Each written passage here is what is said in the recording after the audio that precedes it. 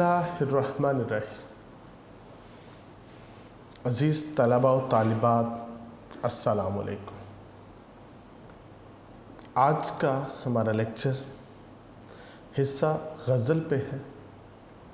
عزیز طلبہ، ہمارے شاعر ہیں مرزا اسد اللہ خان غالب۔ آپ کی پہلی غزل، آج اس کا پہلی غزل پہ ہمارا سیکنڈ لیکچر ہے۔ انتہائی خوبصورت غزل، اپنے اندر بہت زیادہ معانی مفاہیم رکھنے والی یہ غزل، اور ویسے بھی غالب کا یہ طرہ امتیاز ہے، آپ کے تخیلات، آپ کے عقائد انتہائی نظم و ضبط میں ڈھلے ہوئے۔ غالب ہمارا ایک وہ واحد شاعر ہے جس نے اردو ادب میں نئے نئے تجربات ضرور کیے، مگر اپنی قائم کردہ جو حدود ہیں اس کو کراس نہیں کیا، اپنی باؤنڈری سے باہر نہیں گئے۔ تخیلات بے شمار ہیں غالب کے پاس، مگر سب اپنی حدود کے اندر رہتے ہوئے۔ تو عزیز طلبہ، اب اپنی کتابوں کو اوپن کریں، ہم پڑھیں گے آج مرزا غالب کی پہلی غزل کا شعر نمبر 3۔ عزیز طلبہ، یہ ہمارا شعر نمبر 3 ہے۔ مرزا غالب اس میں کہتے ہیں: عشرت قتل گہے اہل تمنا مت پوچھ۔ میں نے اس شعر کو الفاظ میں توڑ توڑ کے پڑھا ہے تاکہ یہ مصرع آپ کو سمجھ آ جائے۔ آپ کہتے ہیں عشرت، عشرت کا معنی ہوتا ہے خوشی۔ حد سے زیادہ جس چیز کی خوشی ہو اس کے لیے عشرت کا لفظ استعمال کیا جاتا ہے۔ عشرت قتل گاہ، جو قتل گاہ کی خوشی ہے مت پوچھ، اس کے بارے میں مت پوچھو، اس کی خوشی ہے کتنی، کن سے؟ اب کن سے پوچھنا ہے؟ اہل تمنا سے۔ کن سے؟ اہل تمنا سے۔ اہل تمنا سے مراد ہے جو عاشق لوگ ہیں، جو مجاہد لوگ ہیں، ان سے قتل گاہ، میدان جہاد کی خوشی مت پوچھ۔ عزیز طلبہ، ہماری ہسٹری اس بات سے بھری پڑی ہے، ہم میدان جہاد میں اپنی خوشی سے بھاگتے ہوئے جاتے، جبکہ ہمارے مقابلے میں جو کفار ہیں وہ اتنی خوشی سے میدان جہاد کی طرف نہیں جاتے۔ اس کی ایک بہت بڑی وجہ یہ ہے کہ ہم جاتے ہیں قتل گاہ میں، میدان جہاد میں، اس ارادے سے کہ ہم جائیں گے اپنے نسب العین کی تقویت کی خاطر۔ اگر ہم زندہ و سلامت واپس آ گئے تو ہم غازی کا منصب پائیں گے، اگر وہاں پہ ہم مارے گئے تو ہم شہادت کا رتبہ پائیں گے۔ جو شہید ہو جانے کی خوشی ہے، جو مرتبہ شہادت کو پا لینے کی خوشی ہے، اس کے بارے میں شاعر کہتا ہے کہ مت پوچھ اس خوشی کا عالم کیا ہے۔ ہمارے پاس تو مثالیں بھری پڑی ہے، تاریخ بھری پڑی ہے۔ ایک ایک مسلمان وہ جب میدان جہاد میں اترتا ہے تو اپنے دل میں شہادت کا جذبہ لے کے جاتا ہے، کیونکہ جب ایک شخص میدان جہاد میں شہید ہوتا ہے، ادھر اس کے جسم سے اس کی روح پرواز کرتی ہے، بعین ہی اسی لمحے اسے رب الہی کا دیدار نصیب ہوتا ہے، اور یہ اتنی بڑی نعمت ہے جس کا انسان اندازہ نہیں کر سکتا۔ حضرت سیف اللہ خالد ابن ولید رضی اللہ تعالی عنہ حضرت عمر فاروق اور مولا علی شیر خدا آپ کی عیادت کے لیے آپ کے گھر تشریف لے جاتے، اب بڑھاپے کے عالم میں ہیں اور بستر مرگ پہ ہیں۔ جب امیر المومنین کو دیکھتے ہیں تو جوانوں کی طرح اٹھ کے اپنی چارپائی پہ بیٹھ جاتے اور بڑے جوش اور جذبے کے ساتھ اپنی قمیض اتارتے ہیں اور کہتے ہیں، ذرا دیکھیں تو صحیح، کیا میرے جسم میں کوئی ایسا حصہ ہے جہاں پہ تیر کے نشان نہ ہو، تلوار کے نشان نہ ہو، نیزوں کے نشان نہ ہو؟ میں تو ہر دفعہ میدان میں صرف اترا جذبہ شہادت کے ساتھ تھا، تو ذرا بتائیں تو صحیح یہ مجھے شہادت کا مقام کیوں نہیں ملا؟ تو آپ کہتے ہیں کہ آپ سیف اللہ ہیں، اللہ کی تلوار ہے، دنیا کی کسی تلوار میں اتنی طاقت نہیں ہے کہ وہ خدا کی تلوار کو کاٹ سکے، اللہ رب العزت تو آپ کو شہیدوں سے بلند مرتبہ عطا کرے گا۔ تو مسلمان تو جس جہاد میں کیا، یہ وہاں سے جذبہ شہادت چلا تھا۔ میجر شریف شہید ملک پاکستان میں، آپ اپنی والدہ کو لیتے ہیں اور قبرستان آتے ہیں، ایک قبر کے ساتھ اشارہ کر کے اپنی ماں کو کہتے ہیں میری قبر اس قبر کے ساتھ بنانا۔ تو ماں کہتی ہے اللہ پاک تمہیں بیٹا میری عمر بھی دے، لمبی زندگی دے۔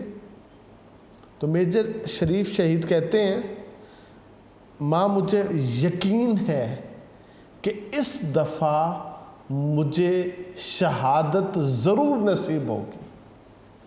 تو یہ میرا دوست ہے، اس سے زندگی میں چھوٹی چھوٹی غلطیاں کوتاہیاں ہوئی ہیں، اور میں نے نبی پاک کی حدیث پاک سن رکھی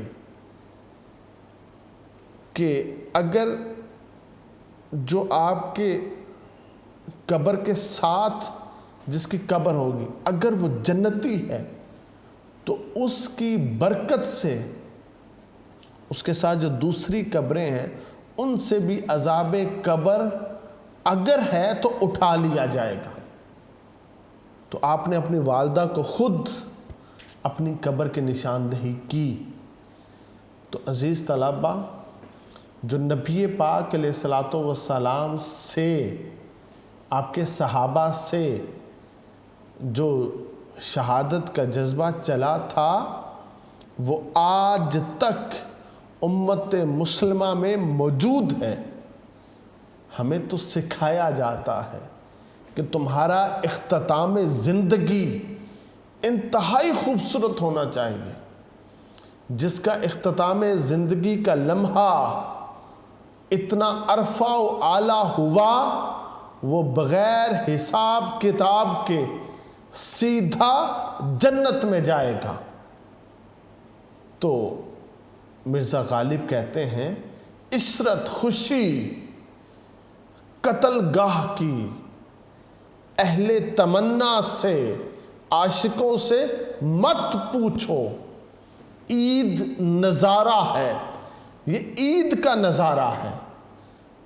شمشیر کا اریاں ہونا، شمشیر کہتے ہیں تلوار کو،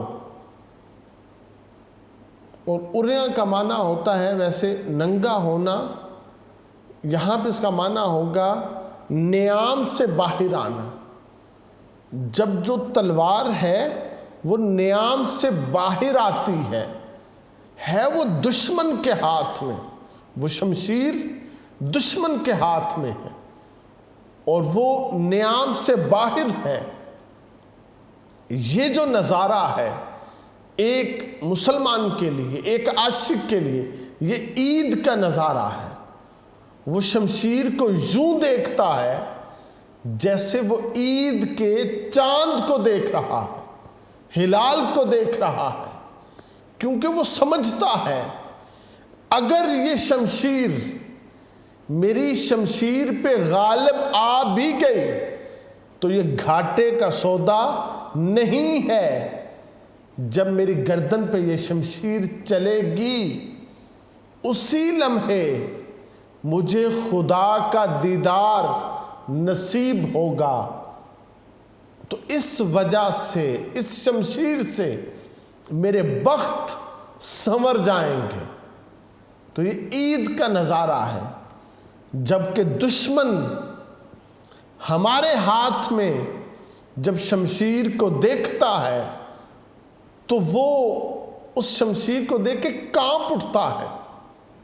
وہ کہتا ہے اگر یہ شمشیر میری گردن پہ چل گئی تو میری دنیا ختم ہو جائے گی، کیونکہ ان کا سب کچھ دنیا میں ہے، ہماری تو اصل زندگی دنیا کے بعد شروع ہوگی۔ تو یہاں پہ مرزا غالب نے جو ایک خوبصورت تخیل باندھا ہے، اس کا بیٹا مرکزی خیال یہ ہے جو شہادت کے آرزو مند ہیں وہ تلوار کے خم کو ہلال عید سمجھتے ہیں۔ یہ ہمارا شوق کا، شہادت کا شوق ہے، یعنی تلوار اپنے خم اور چمک کی وجہ سے عید کے چاند کے مشابہ ہے۔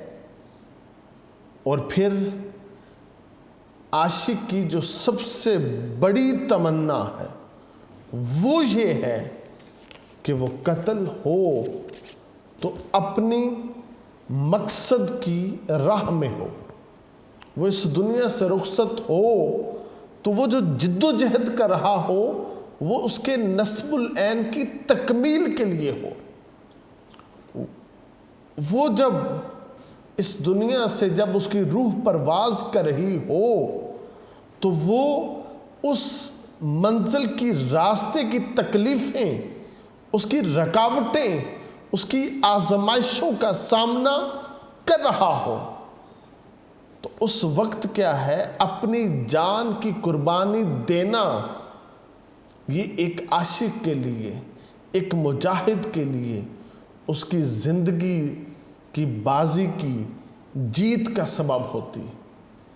کچھ لوگ ہوتے ہیں جو اپنی ذات سے زیادہ محبت اور وابستگی رکھتے ہیں، وہ ہر جگہ پہ اپنے آپ کو بچاتے ہیں، اور کچھ ایسے خوش قسمت لوگ ہوتے ہیں جو اپنے نظریے سے، اپنے نصب العین سے، اپنے مقصد سے محبت بھی رکھتے ہیں، وابستگی بھی رکھتے ہیں، اور پھر وہ اس موقع کی طاق میں رہتے ہیں کہ اگر میرے جسم سے جان نکلنے کا وقت آیا تو میرے چہرے پہ مسکراہٹ ہوگی، میرے دل میں رضا خوشی ہوگی، میں کوئی رنجیدہ ہو کے موت سے نہیں ملوں گا، بلکہ میں خوشی خوشی موت کے دروازے سے گزر جاؤں گا،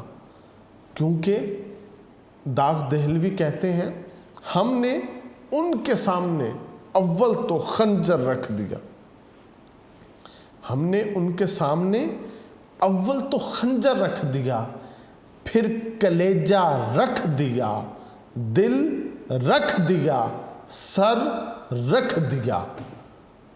تو بندہ مومن تو اس کیفیات کے اندر جو ہے وہ زندگی بسر کر رہا ہوتا ہے۔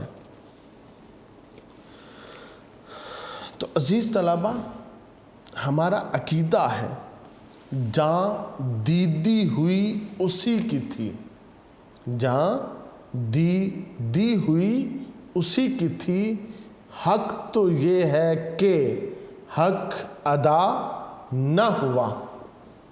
اور ایک اور جگہ پہ شاعر کہتا ہے جس دھج سے کوئی مقتل میں گیا وہ شان سلامت رہتی ہے، یہ جان تو آنی جانی ہے، اس جان کی تو کوئی بات نہیں۔ تو عزیز طلبہ، ہم تو زندگی صرف بسر اس لیے کرتے ہیں کہ جب اس دنیا سے رخصت ہوں تو اپنے خدا کی بارگاہ میں ہم سرخرو ہو کر جائیں، زندگی کی بازی جیت کر جائیں۔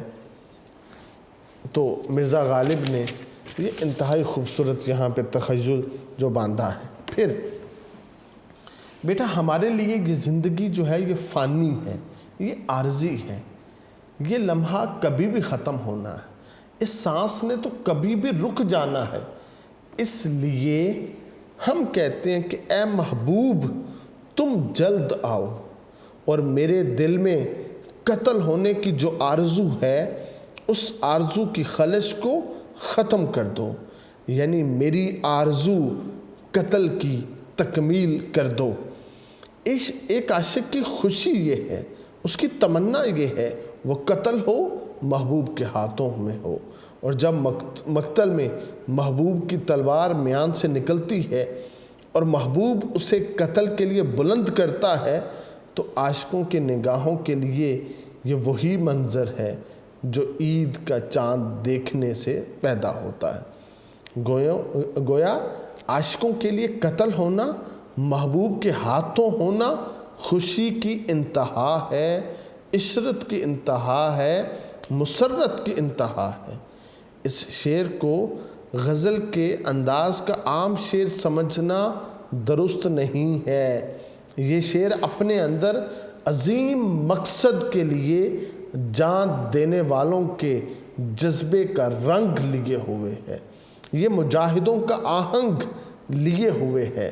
لوگ جو عظیم مقصد کے حصول کے لیے جان کی بازی لگاتے ہیں وہ فی الواقع عظیم لوگ ہوتے ہیں، بڑے لوگ ہوتے ہیں، بلکہ ایک ایسا جذبہ ہے جو انہیں خود سے بے نیاز کرتا ہے، ورنہ جان سے گزر جانا کوئی آسان کام نہیں ہے۔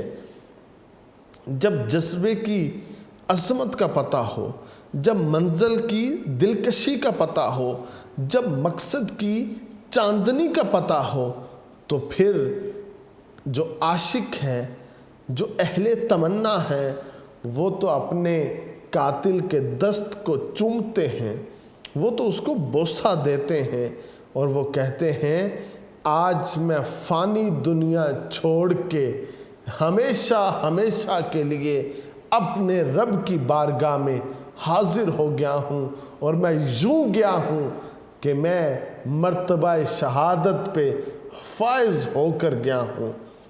تو عزیز طلبہ، مرزا غالب نے یہ جو خوبصورت شعر کہا ہے، اس کے حوالے سے یہ کہتا ہے میرا شوق شہادت، یہ کہتا ہے میرا شوق شہادت، تیری تلوار پھولوں کی چھڑی ہے، کہ یہ جو محبوب کے ہاتھوں میں تلوار ہے یہ تو ایک چھڑی ہے۔ زیر شمشیر ستم میر تڑپنا کیسا، زیر شمشیر ستم میر تڑپنا کیسا، سر بھی تسلیم محبت میں ہلایا نہ گیا، ہماری تو کیفیت یہ ہے۔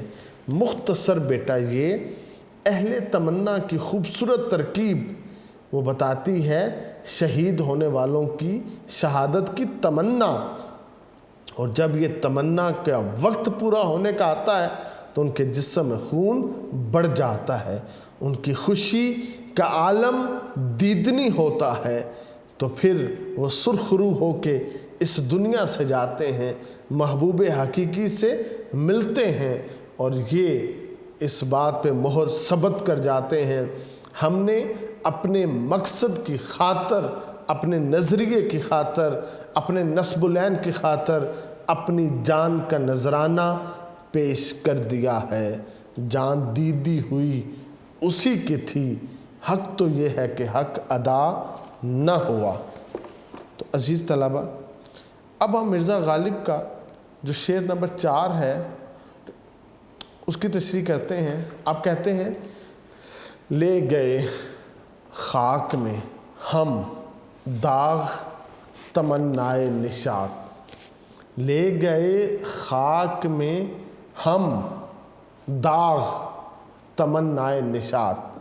آپ کہتے ہیں ہم مٹی میں، خاک میں لے گئے، ہم مٹی میں کیا لے گئے؟ داغ۔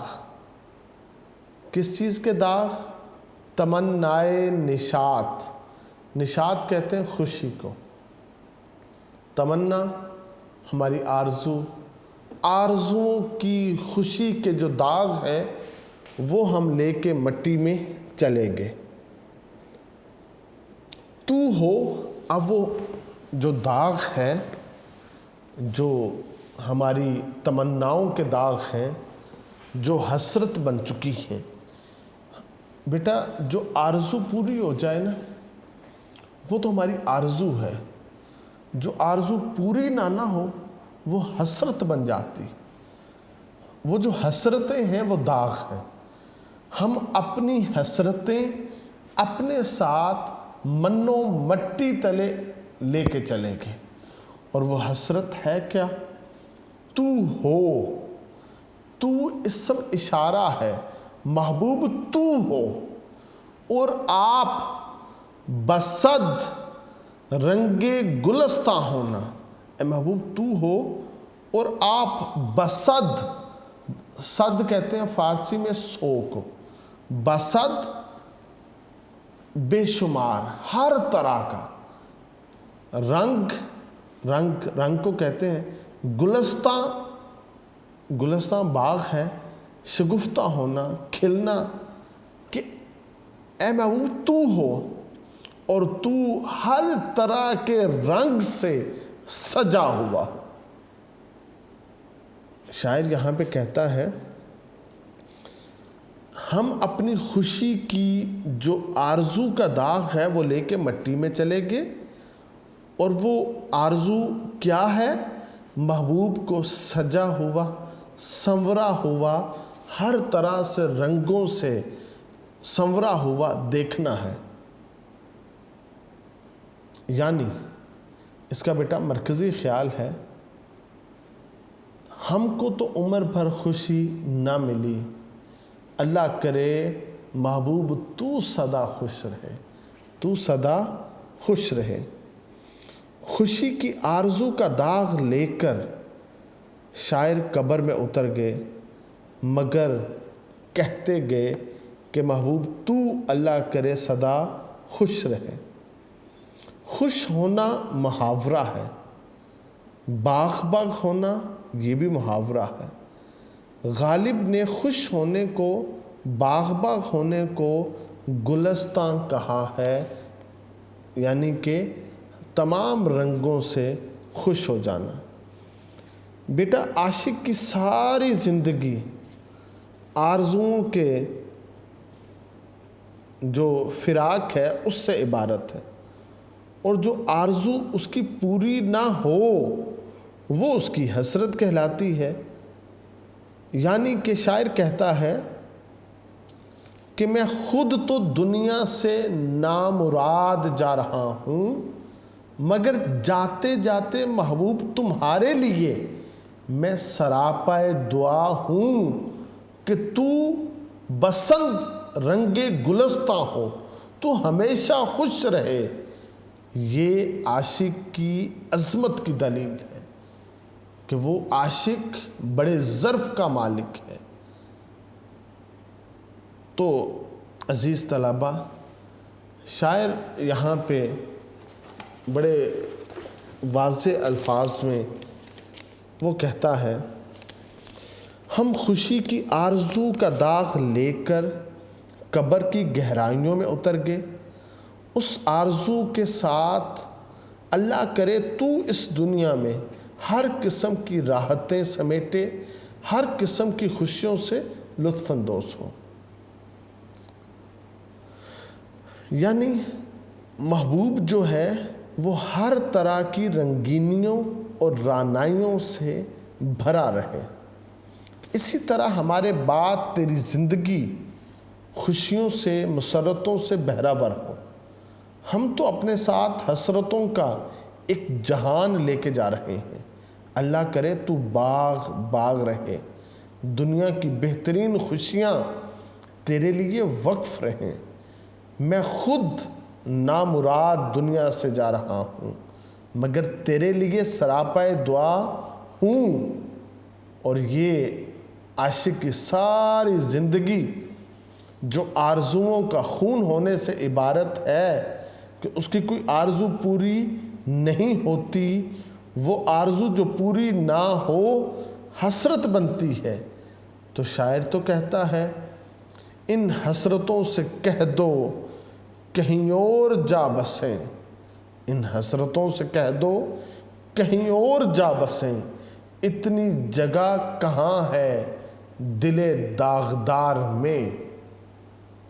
اور ایک اور شاعر کہتا ہے، بہت جان ناکام دیتے گئے، بہت جان ناکام دیتے گئے، تمنائے دل ساتھ لیتے گئے۔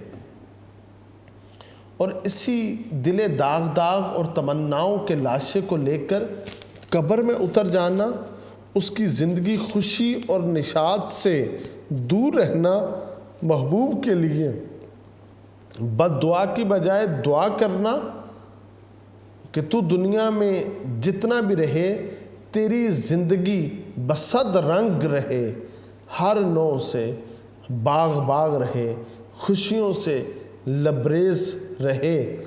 تو یہ یہاں پہ شاعر نے جو بڑے خوبصورت تخیل کے ساتھ اپنی جو موضوع باندھا ہے، اس میں وہ صرف یہی کہتا ہے، یہی تو ہے ہمارے ہاتھ کی ایک آخری کوشش، یہی تو ہے ہمارے ہاتھ کی ایک آخری کوشش، تمہارے واسطے کچھ ہو نہ ہو دستے دعا ہونا۔ میرے لیے اگرچہ کچھ ہے کہ نہیں ہے، مگر کیا ہے، میں تمہارے لیے ہمیشہ دعا کرتا رہوں گا۔ تو بیٹا شاعر یہاں پہ کہتا ہے، جب انسان کی کوئی خواہش پوری نہ ہو، تمنا ادھوری رہے اور وہ محرومی کا داغ بنے، تو جب وقت رخصت ہو تم خوشی خوشی یہاں سے جاؤ اور اپنے محبوب کے لیے کیا ہے، خوشیوں کی دعا کرتے جاؤ۔ انسان کو جس سے محبت ہوتی ہے، چاہے وہ اس کے ساتھ ہو یا اس سے دور ہو، انسان کیا ہے، مطمئن تبھی ہو سکتا ہے جب محبوب تمام خوشیوں سے لبریز ہے۔ تو شاعر کہتا ہے کہ تو خوشیوں سے ہمیشہ لبریز رہے، تیری تمناؤں کا جو پودا ہے وہ پھل لائے، وہ پھول لائے۔ شاعر اگرچہ اس شعر میں ہمیں دکھائی دیتا ہے کہ وہ محروم تمنا ہے، مگر محبوب کے لیے کیا ہے، وہ ہمیشہ دست دعا بلند کر رہا ہے۔ مگر پھر بھی اے میرے معصوم قاتل، تمہیں پیار کرتی ہیں میری دعائیں۔ اور آخر میں نفیس الحسینی کا یہ شعر ہے، تجھے اے وحشت دل دینے والے، تجھے اے وحشت دل دینے والے، دعائیں دے رہے ہیں دل کے چھالے۔ وہ دل کے جتنے چھالے ہیں وہ صرف محبوب کو دعا دیتے ہیں، دعا کے علاوہ کچھ اور نہیں دیتے۔ تو انسان محبوب کے لیے ہر طرح کی خوشی چاہتا ہے، چاہے محبوب سے اسے کوئی خوشی نصیب آئی ہو یا نہ آئی ہو۔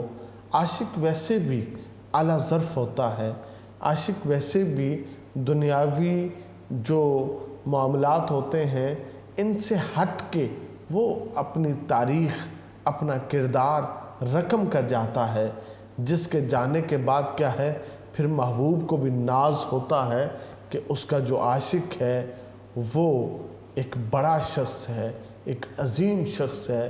یہاں پر بھی محبت کی عظمت، عاشق کی جو عظمت ہے مرزا غالب نے وہ ہمیں یہاں پہ بتائی ہے۔ تو عزیز طلبہ، آج کا ہمارا یہ لیکچر شعر نمبر 3 اور 4 پر مشتمل تھا۔ انتہائی اہم موضوعات تھے، انتہائی اچھے مرزا غالب کے یہ تخیلات تھے۔ اچھی طرح ان کو بیٹا یاد کیجئے گا، ہر سال یہ پیپر میں آتے ہیں۔ اللہ رب العزت آپ کو علم نافع عطا فرمائے۔ والسلام۔